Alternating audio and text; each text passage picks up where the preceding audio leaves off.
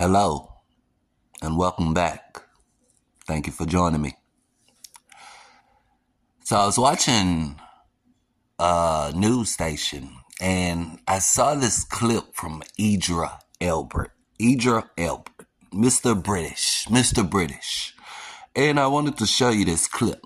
Now, supposedly, Mr. Idra Elbert, I hope I said that right, thinks that knives in the UK are too sharp. They're too sharp, and most of the stabbing incidents in the UK and Britain and stuff is because of knives. It's because of knives. So Mr. Idris Elbert wants to get rid of knives or modify them where they're not that sharp. Let's listen to him tell us about it. Who thinks he knows how to stop knife crime in the UK.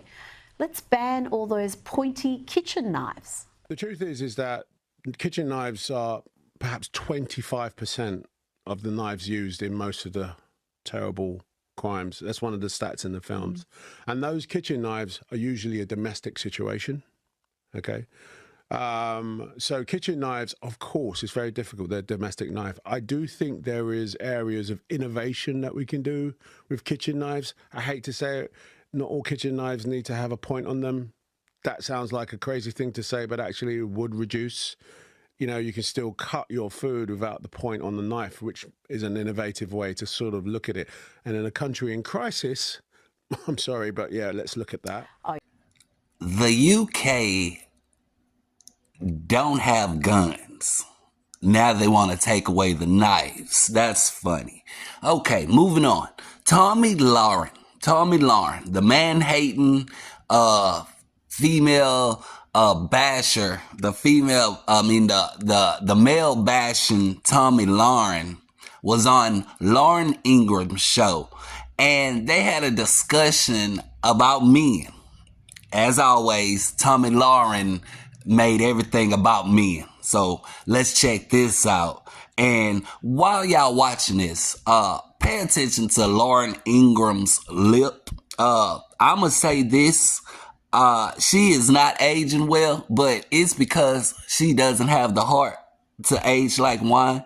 Both of them, neither one of them have a heart to age like wine. So y'all check them out doing they girl gossip. You get me? Lauren Ingram's lip falling down. Y'all check that out.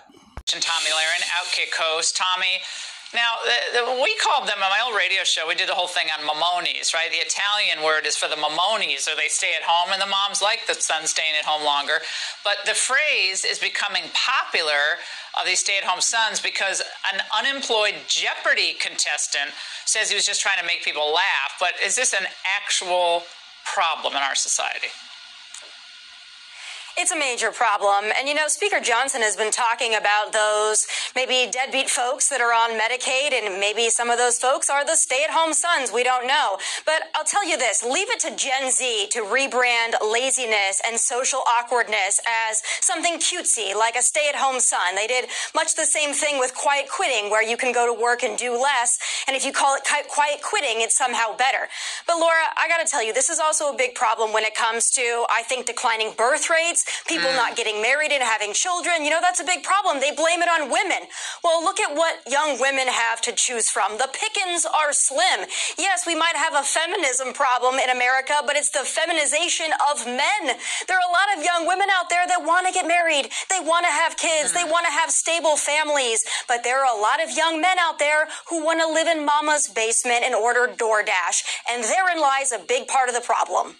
Well, and also with the rise of AI and AI dating, as they call it, which is sick, it's going to be even easier and perhaps more attractive for these types of individuals to remain behind closed doors. And what does that do to families and young women and dating? I also blame the social conditioning of the COVID era, the dumbest era in modern American history, because a lot of people, especially these young people, they grew up like this, thinking that it was safer at home, thinking that outside was dangerous, interacting with people was scary. So now you got people that want to literally stay inside and play video games and have AI girlfriends, and that's why we have declining birth rates and a lot of other problems in society. It's time to go out, get a job, breathe the fresh air, meet people in real life. Let's just get back to basics. I don't know why people listen to Tomi Lahren, and Lahren Ingraham has always been somebody I don't pay attention to. But y'all tell me y'all thoughts in the comments. Speaking of women talking about things they don't know about, let's go check out this fat woman. She's a big woman. She has no neck. And the guy who's with her talking to her, he's gay. So let's check out what they got to say about men, supposedly, cause she loves young men. So let's check this out. And this will be the last video of the day. And y'all let me know what y'all think in the comments. Don't forget to like and subscribe. And let's check this out. The reason why Republican messaging resonates with men is because men want bad things, right? It's like men want to have sex and like own women, right? Like they want to dominate everybody. And Republicans say, you get to do that. And then Democrats can't say that. So we just lost men, it's over, right?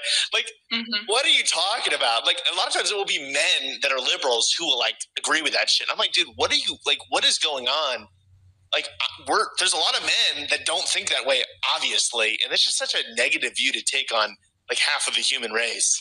Well, I also think it's just so abundantly clear that the people who say these things don't actually spend time talking to young men.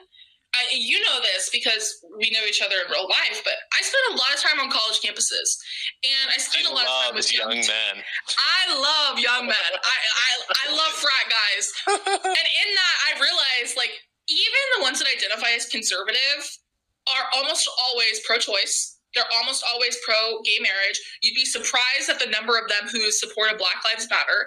And so I feel like people just kind of lump them into this box when the truth is, again, a lot of them are with us on the issues. They're just not part of our coalition because they feel like they're not welcomed. Until we meet again, be safe. Delicious made of affection. You're the share, a piece of